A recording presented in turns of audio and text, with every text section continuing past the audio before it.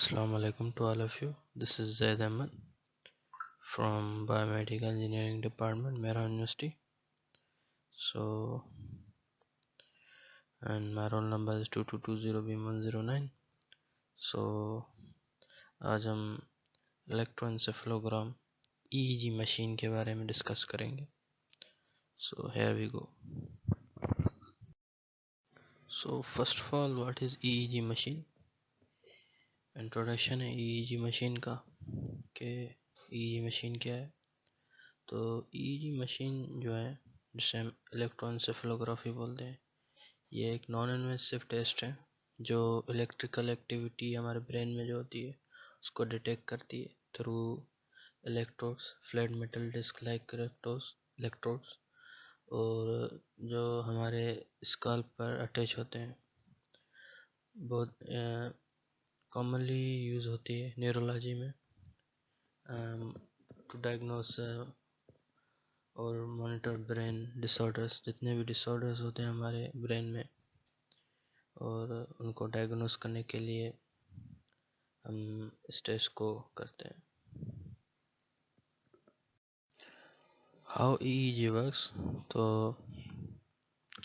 हमारा जो ब्रेन होता है वो कॉन्स्टेंटली इलेक्ट्रिकल सिग्नल्स जो है वो प्रोड्यूस करता है थ्रू न्यूरॉन्स. तो जो ईईजी मशीन होती है वो उन न्यूरॉन्स को कैप्चर करती है और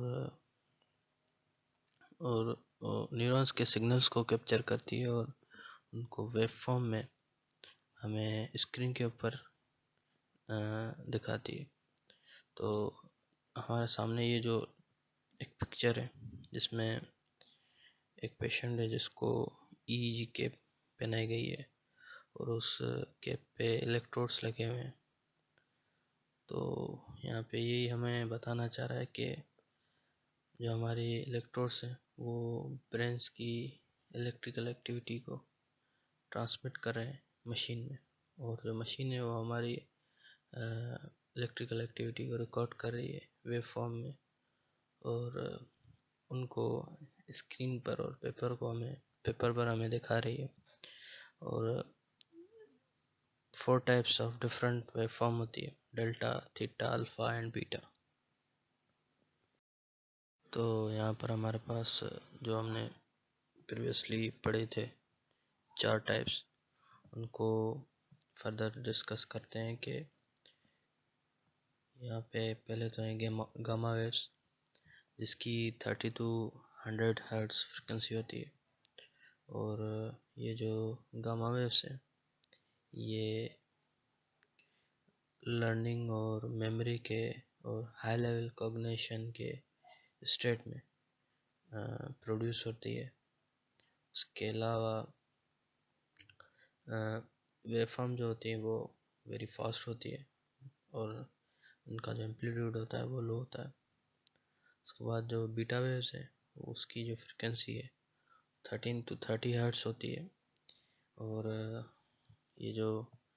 ये एक्टिव थिंकिंग, फोकस और अलर्टनेस के स्टेट में जनरेट होती है हमारे ब्रेन में. और इसका जो वेव फॉर्म होता है वो फास्ट और लोअर एम्पलीट्यूड इसका वेव फॉर्म होता है. उसके बाद है अल्फ़ा वेव, इसकी फ्रिक्वेंसी 18 to 13 हर्ट्ज है और रिलैक्स, काम, और मगर इस टाइम हमारी आंखें खुली होती है. तो इस स्टेट में इस फ्रिक्वेंसी को हम डिटेक्ट करते हैं और प्रोड्यूस होती है हमारे ब्रेन में. तो इसका जो वेव फॉर्म होता है वो उसकी स्पीड जो होती है वो मॉडरेट होती है और स्मूथ वेव्स होते हैं. उसके बाद है थीटा वेव्स, इसकी फ्रिक्वेंसी 4 to 8 हर्ट्ज है और लाइट स्लीप, मेडिटेशन और ड्रोजीनेस के टाइम ये हमारे ब्रेन में प्रोड्यूस होती है. और इसकी वेव फॉर्म होती है स्लो रिदमिक वेव्स होती है.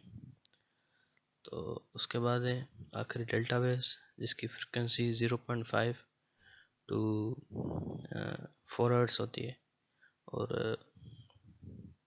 इसका डीप स्लीप और अनकॉन्शियसनेस में ये वेवफॉर्म प्रोड्यूस होती है और वेरी स्लो और हाई एम्पलीट्यूड होता है इनका। तो यहाँ पर comparison of EEG electrodes types and performances है। तो यहाँ पे एक फ़ोटो है, पिक्चर है, जिसमें डिफरेंट चीज़ें दिखाई दी है। तो यहाँ पे जो मिडिल सेक्शन है, इस पे 5 टाइप्स ऑफ इलेक्ट्रोड्स प्लेस किए गए हैं स्कल पर, जो ब्रेन की एक्टिविटी को रीड कर रहे हैं। पहला है वेट इलेक्ट्रोड, जो जिससे हम जेल की मदद से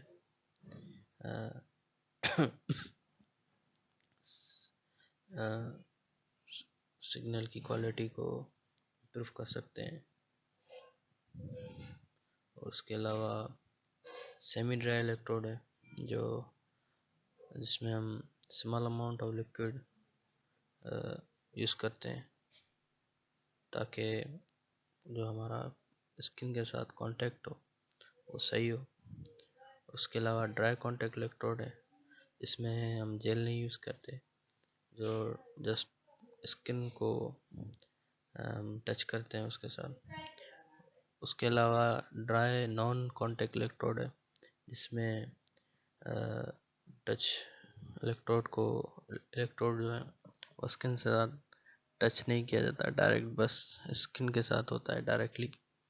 और उसके बाद माइक्रोनीडल एयर इलेक्ट्रोड है, इसमें माइक्रोनीडल्स जो होती हैं वो निकली होती है, तो टिनी नीडल्स जो होती हैं उसको हम जेंटली स्किन के ऊपर रखते हैं। यहाँ पे बायो फीचर्स हैं। तो बायो फीचर्स में हम इलेक्ट्रोड के जो मटेरियल होता है उसके बारे में हम जानते हैं, और उसके अलावा कितना सेफ्टी है और कितना कंफर्ट है पेशेंट के लिए, ये हमें थ्रू बायो फीचर्स हमें पता लगता है। उसके बाद इम्पीडेंस है। इम्पीडेंस में आपको 3 लाइन दिखाई दे रही होगी। तो ये 3 डिफरेंट फ्रिक्वेंसीज है। लोअर इम्पीडेंस, और जो लोअर इम्पीडेंस होता है वो जनरली मींस के हमारा जो सिग्नल है ब्रेन का वो बेटर है। और यहाँ पे जो है डिफरेंट कलर्स की जो है सिग्नल्स ग्राफ बने हुए। पहले है ग्रीन, जो वेट इलेक्ट्रोड से अपना प्रोड्यूस होता है ये सिग्नल। और रेड जो है वो सेमी ड्राई इलेक्ट्रोड से प्रोड्यूस होता है, और जो ब्लैक है वो ड्राई इलेक्ट्रोड से सिग्नल जो है वो प्रोड्यूस होता है। सिग्नल की जो क्वालिटी है हम उसका जो एम्पलीट्यूड है, उसकी जो क्वालिटी है वो हम स्क्रीन पर देखते हैं। तो जो हमारे जितने भी सिग्नल हमारे ब्रेन से डिटेक्ट होते हैं वो सारे हम स्क्रीन में देखते हैं। उसके बाद एक दूसरा मॉनिटर है, जिसमें हमें अनवांटेड नॉइज़ जो है वो दिखाई दे रहे हैं। तो इससे हम ईओजी बोलते हैं, आई मूवमेंट सिग्नल्स। तो इसमें क्या होता है कि ड्यूरिंग आई के मूवमेंट में, जब आई की मूवमेंट होती है तो तब ये unwanted noise type signal produce होते हैं। तो इन सिग्नल को तब हम रिकॉर्ड करते हैं। तो एक्चुअली 30 to 60 मिनट का प्रोसीजर होता है, और पेशेंट को हम जेंटली कुर्सी पे बैठा के हम ये प्रोसीजर करते हैं। और ज़रूरी नहीं है, डिफरेंट स्टेट्स में जैसे हमने पढ़ा था। और उसके अलावा कभी कभी हम पेशेंट को डीपली ब्रीथ का बोलते हैं, बड़ी सांसें लेने के लिए बोलते हैं। उसके बाद पेशेंट की आंखें खोल के उन आँखों पर फ्लैश लाइट्स लगाते हैं। फिर हमें जितनी भी एबनॉर्मलिटीज़ होती है वो हमें सिग्नल के थ्रू दिखाई देती है। और अगर इलेक्ट्रिसिटी जो है ब्रेन की, वो ब्रेन में अगर स्क्रीन के ऊपर अगर हमें दिखाई देता है कि सिग्नल जो है डिटेक्ट नहीं हो रहा, तो ये एक एबनॉर्मलिटी होती है। इससे हमें पता चलता है कि भाई अपना जो हमारा आइज के जो सिग्नल है वो रिस्पॉन्स नहीं कर रहा है।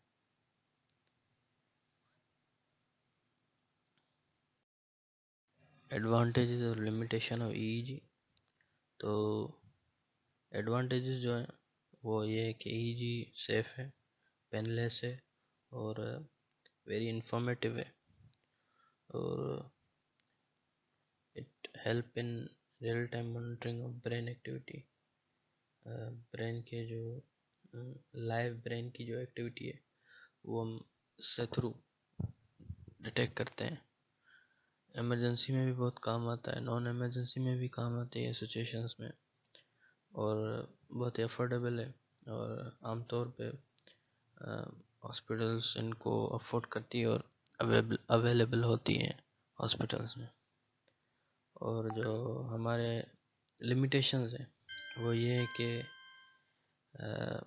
लो स्पेशियल रेजोल्यूशंस होती हैं, और अगर हमें किसी डीप एक्टिविटी के बारे में अगर हमें जानना है तो उसके बारे में भी ये चीज़ जो है, इस चीज़ इसके मतलब ये हमें इतना मतलब डीप हमें नहीं बता सकती।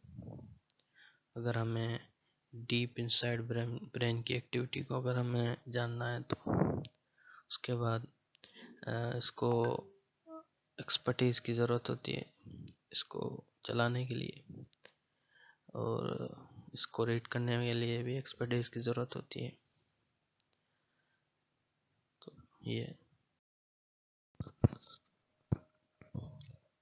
तो कंक्लूजन है इसमें ये है कि ईईजी जो है बड़ा पावरफुल और मॉडर्न मेडिसिन में मेडिसिन की जो मिस्ट्रीज़ को ब्रेन की जो मिस्ट्रीज़ हैं उनको अनलॉक करने में बड़ी काम आई है ये मशीन। और अगर हमें कोई भी डिसऑर्डर्स डायग्नोस करने होते हैं या कोई भी इलनेस जैसे एपिलेप्सी हो गई उसको मॉनिटर करना होता है, तो ऐसे बहुत सारी मतलब डिसऑर्डर्स हैं हमारे ब्रेन में होते हैं, तो इन सबको ये जो ईईजी मशीन है ये बड़ी हेल्पफुल है रिकॉर्ड करने के लिए। Very much. Subscribe my channel, like my channel, like my video. Thank you.